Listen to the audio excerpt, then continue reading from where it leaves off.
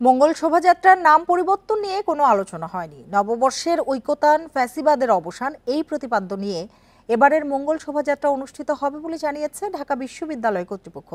দুপুরে ঢাকা বিশ্ববিদ্যালয়ের সিনেট ভবনে নববর্ষ উদযাপন বিষয়ে সভা শেষে বিশ্ববিদ্যালয়ের জনসংযোগ দপ্তরের উপপরিচালক ফখরুল মাহমুদের সই করা বিজ্ঞপ্তিতে এ তথ্য জানানো হয়েছে।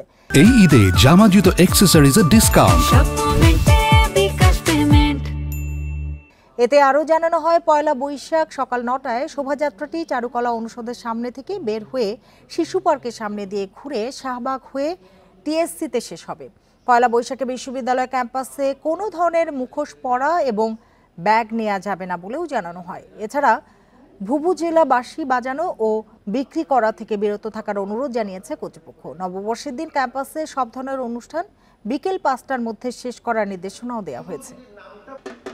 নববর্ষের ঐক্যতান, ফ্যাসিবাদের অবসান।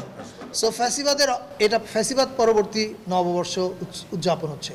এবং আরেকটা কথা বলতে পারি, এবার উদযাপনটা 2 দিন ব্যাপী হবে। চৈত্র সংক্রান্তির আয়োজনও থাকবে, পয়লা বৈশাখের আয়োজনও থাকবে জাতীয়ভাবে।